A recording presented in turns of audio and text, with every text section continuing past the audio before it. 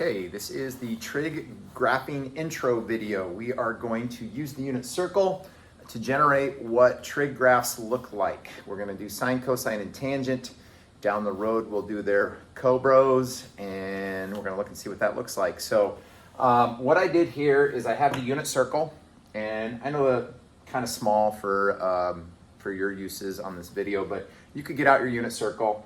I actually also put some decimalized versions of some unit circle spots. Like this says right here, 1/2 is 0.5. This says √3/2 equals 0.8660. And I got some other ones just to help me out as I go through this. Another thing of note, couple things. Number one, -1 is right here on the axes and +1. So I actually skipped 3 boxes to hit -1 and +1 just to kind of give me some more room on my graph so I could see what it looks like. And not only do I have 1, 2, 3, 4, 5, but I also put pi values on there, and the pi values get really important for us as we go through this. So I put pi/2 right there because pi/2 is between 1 and 2. It's like 1.7 or 1.8, something like that. And then I put pi there because pi is like 3.14. So if you notice right there, right here, I put 1, 2, 3. I put pi just a little bit after 3, and I put all of these pi values on that graph. And again, I could go 1, I could call that 2, I could call that 0.3, so on and so forth. But I put those pi values on the graph because those pi values are usually used to generate the trig functions. So that's a little bit about my graphing before we get started. Now we're going to use our unit circle to generate my trig graph, whatever it looks like. All right, to start off, sine is y, cosine is x, tangent is y/x. And we're going to graph, first of all, we're going to graph y equals sine x.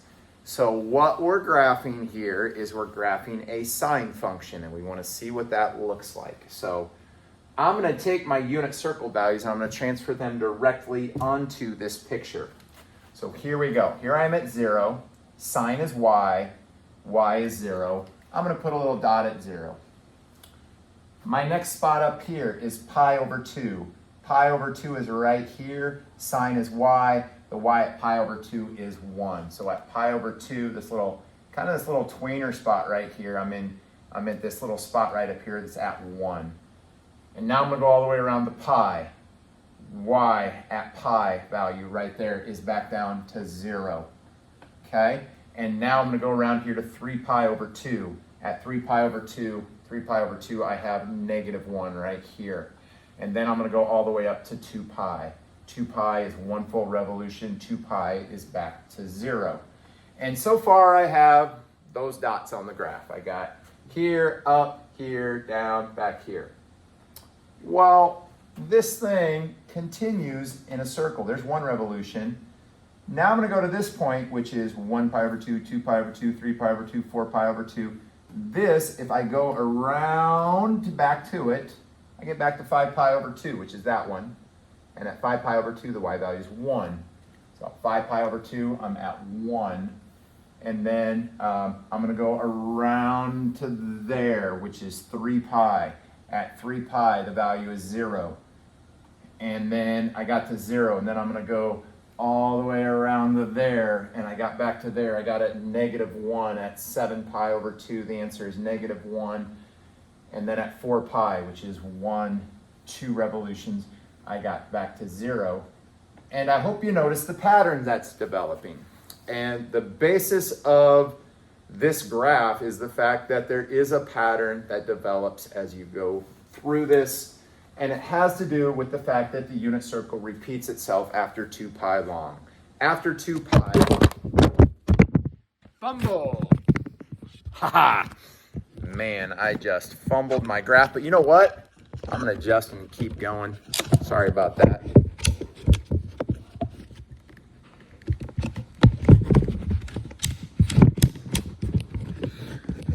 I'll probably cut that out.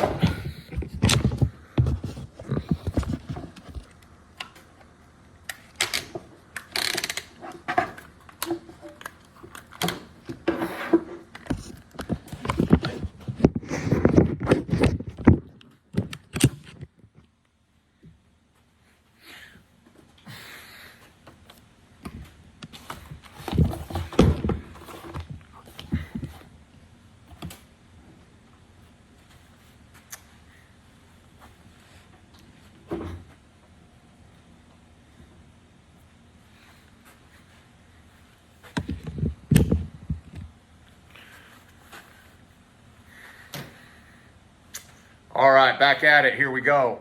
After I do that circle and I circle again and I circle again, all these pi values, they tend to repeat themselves. And if I go 1 revolution or 5 revolutions, I really end up with the same sine value because of the way the unit circle works. So what I do is I have this pattern in dots that I can use to repeat itself.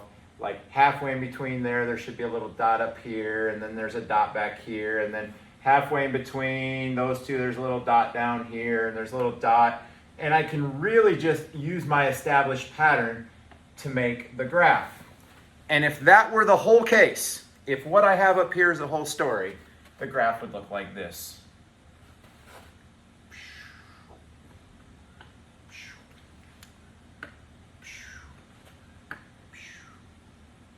And I would have that graph. But that's not it. That's not the whole story. So I'm going to back off here, and I'm going to talk about these little spots in between. Okay? So there's from 0 to pi over 2. I did that chunk is those 2 dots. That's a snapshot of here. But what about at 30? What about at 45? What about at 60? And this pi over 4 spot, it'd be right in between these two. So like right in there. And at pi over 2, it's root 2 over 2. Root 2 over 2 is 0.71, 0.7071. So from here, well, that's about 2/3. That's about, oh, that's 1/3, 2/3. So 0.7 is going to be like right up in here, right up in that spot. That's about 45 degrees.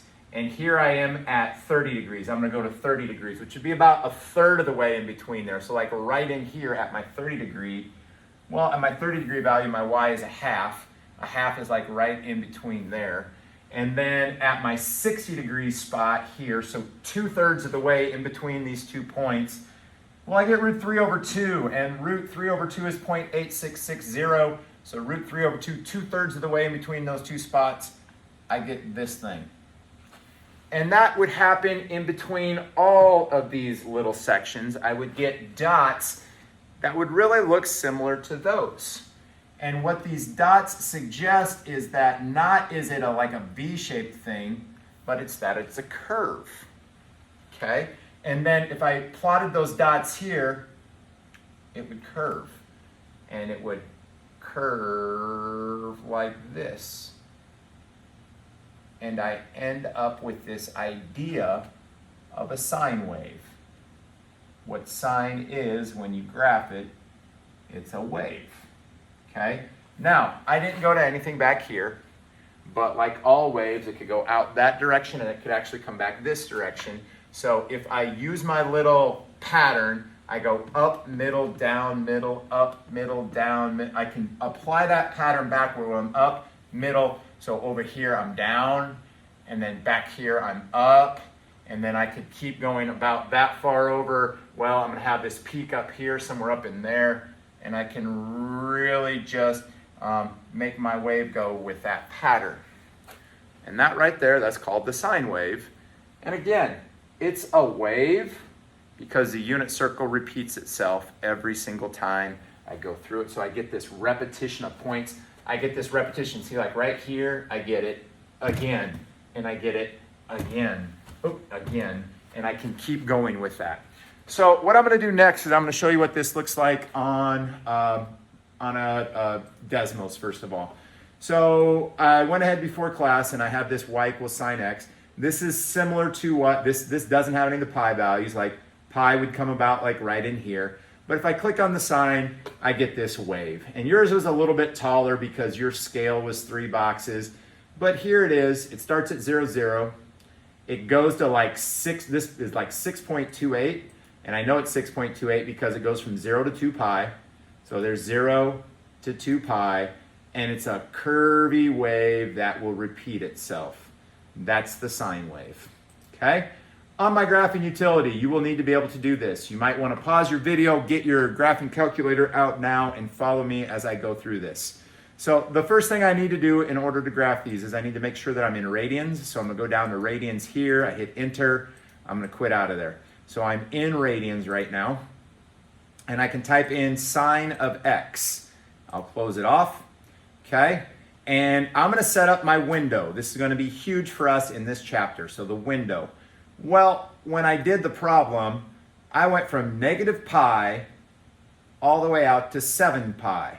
I think I'm going to stop this one at 6 pi. I'm going to go from negative pi all the way to 6 pi on my graphing calculator. So my x min will be negative pi. My x max will be 6 pi.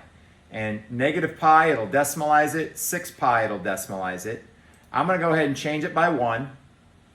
I want a really good picture of this. I want that. So I'm going to make my y minimum here. My smallest y value will be negative 5.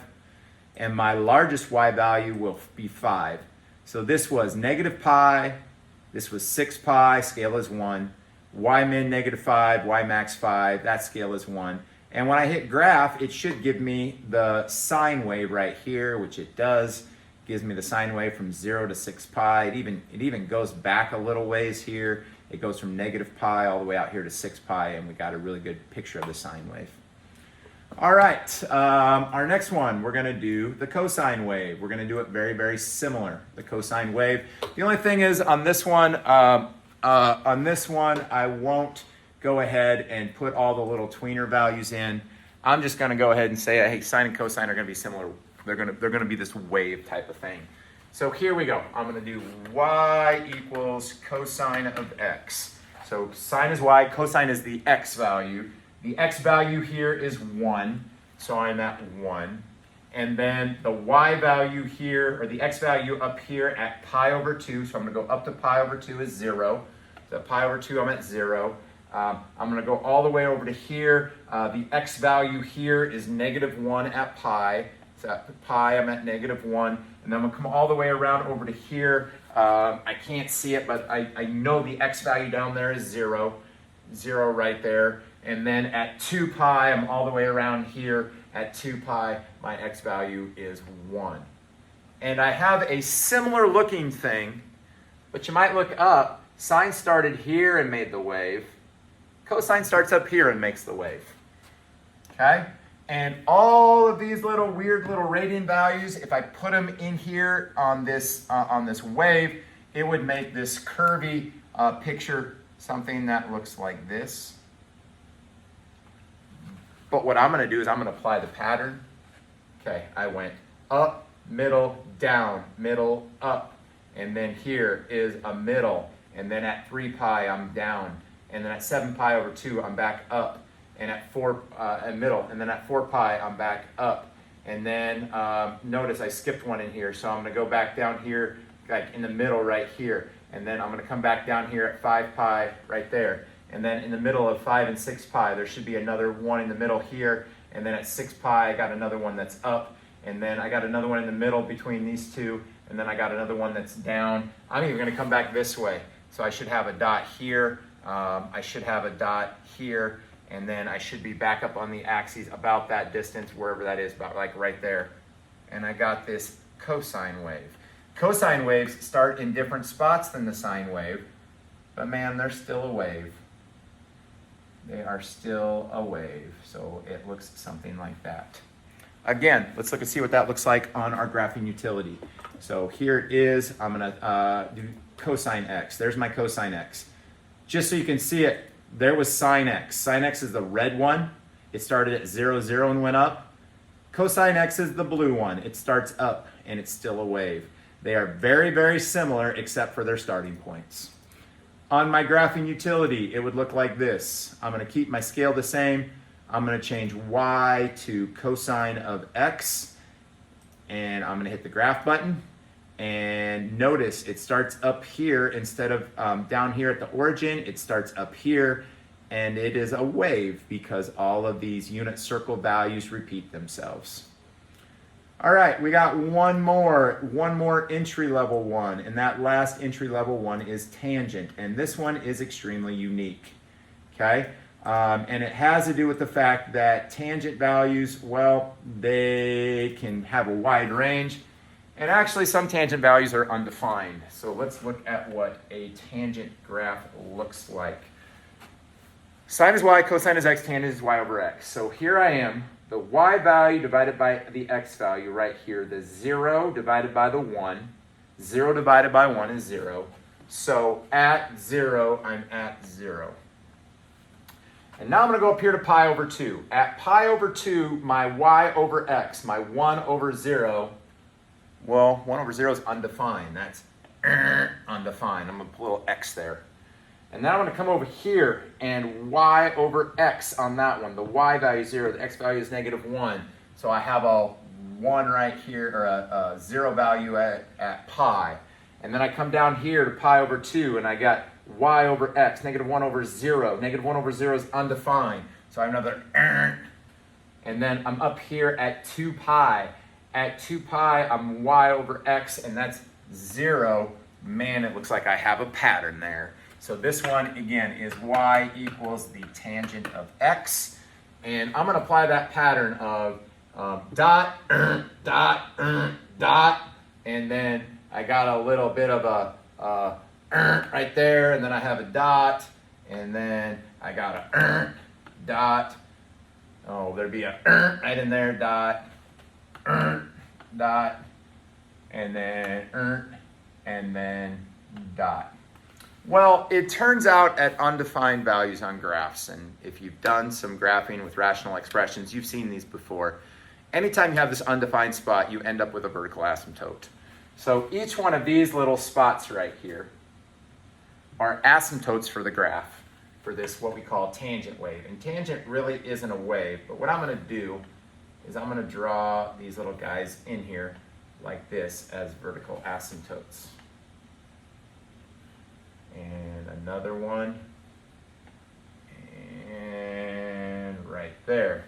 Now, if I continue the pattern back here, there's going to be a vertical asymptote at pi over 2, and then there's going to be a dot here at pi.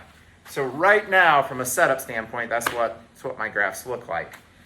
And this one is hard enough to do like, well, at 30 degrees, y over x, 1/2 over root 3 over 2 is like 0.5773. So halfway in between there, we got this like 0.57, which is like a dot up here. And then halfway in between the tangent value y over x here is like y over x is 1. So we have this 1 value right at halfway in between. We have 1 right here. And then y over x here is root 3 over 2 over 1/2, which is root 3 over 2, which is 1.73. So at the 60-degree angle, we got 1 point, and we get this little dot up here. And we really don't have this idea of a nice wave here. So rather than do it from a plot pointing standpoint, I'm going to go over here. And what I'm going to do is I'm going to click on y equals tangent of x. Now, I see this type of thing here, because tangent can be any value from -infinity to +infinity. You can have any value for tangent. And if you notice really carefully here, let me get a ruler here. If you notice really carefully, it looks like right there, I don't know, that looks pretty good. Looks like there's a vertical asymptote there, and there, and there, and there. So I think I have a pretty good idea of what this graph looks like. I'm going to go back to this. I'm going to change colors because I want to see it pop. My tangent graph, oh, look at that. It follows this up like this. I'm doing a video right now, you gotta go away. And then like this, I got that. And then like this, and then like this. And I have a pretty good idea of what the tangent graph looks like. That and that. And likewise, I can go backwards here and I can get a pretty good idea of what the tangent graph looks like. Now, those are the base graphs, okay? What we're gonna do next in your next activity is you're gonna take specifically the sine and the cosine graph, and you're gonna see what happens when you add numbers in specific spots on that sine and cosine graph. For instance, what if I put a 5 in front of the sine, 5 sine x? What would it actually do to the picture? And it's all based on, this is the shape, these are the shapes. Let's see what numbers in specific spots do now. All right, good luck with that.